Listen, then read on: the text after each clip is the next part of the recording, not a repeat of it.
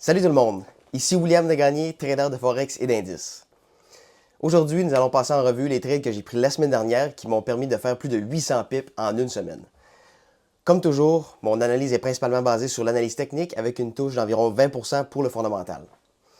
Que vous soyez trader débutant ou expérimenté, cette vidéo vous donnera une idée de comment je structure mes trades, les opportunités que j'ai saisies et celles que j'ai laissées passer. Alors sans plus tarder, sautons dans l'action. Sans plus tarder, sur le DXY,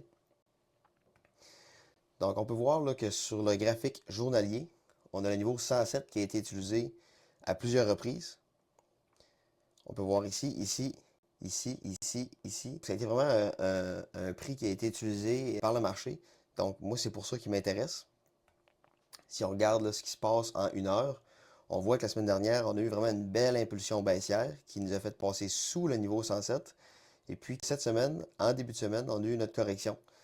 Donc, on est revenu chercher pratiquement le niveau 107, qui était juxtaposé avec le weekly pivot, avant de poursuivre le mouvement à la baisse. Donc, sachant ça, on sait que le DXY est inversement corrélé à l'or qu'en début de semaine. Ce qui était intéressant là, sur l'or, c'était d'observer la montée. Donc, on voit ici qu'on était vraiment en formation sideways. Et puis, en début de semaine, on est reparti et on est retourné à la hausse. Si on va sur le Dow Jones, sur le graphique de 4 heures, on peut bien voir là, que le Dow Jones est en formation triangle depuis quelques semaines. Donc, c'est vraiment pas ce qui nous intéresse à transiger. C'est le dumb money qui trade dans ces endroits-là habituellement. Nous, ce qui nous intéresse, c'est vraiment là, une sortie à l'extérieur du triangle, là, soit en achat ou à la baisse. Ce qui m'a intéressé, ça a été vraiment lors de la sortie, la réaction qu'on a eue sur la Daily IMA 50, qui était tout près là, du niveau 44 000, qui est un chiffre rond sur le Dow Jones. On peut voir là, en plus petit time frame, que le prix est descendu, a percé le triangle, a rejeté pour une première fois le niveau, et puis est revenu le chercher une deuxième fois. C'est à ce moment-là qu'on a créé un double bottom. On sait tous que c'est une figure de renversement, donc moi, c'est ce qui m'a intéressé. J'ai transigé la correction à la hausse. Donc, lorsqu'on a brisé le double bottom, j'ai pris ma première position juste ici, et la deuxième juste ici. J'ai pris mes profits là, sur la fin de la journée, vers dans les 16 heures environ, juste un petit peu avant 16 heures. Quand on a touché le niveau là, qui était juste là, on peut regarder à gauche, zone qui a été testée dans le passé.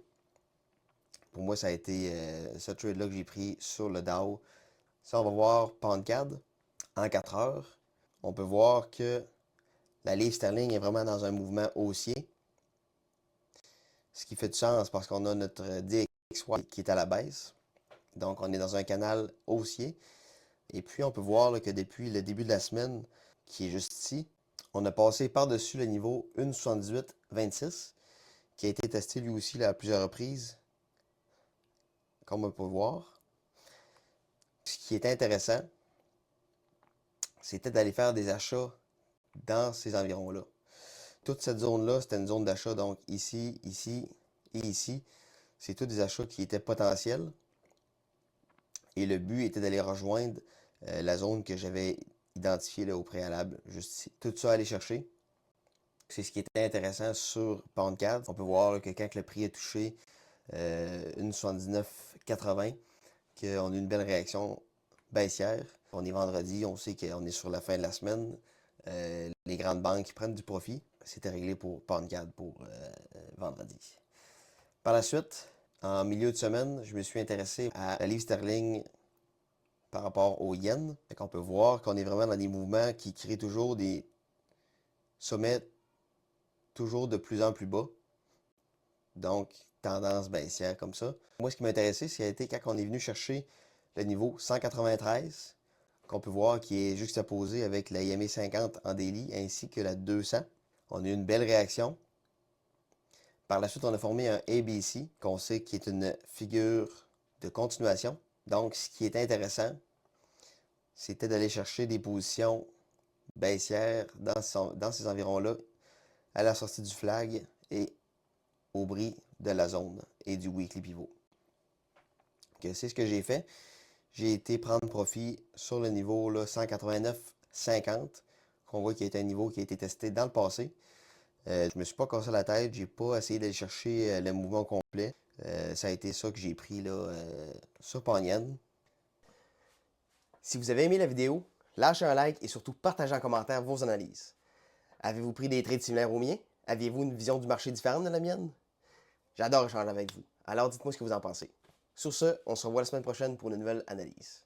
Bonne semaine à tous!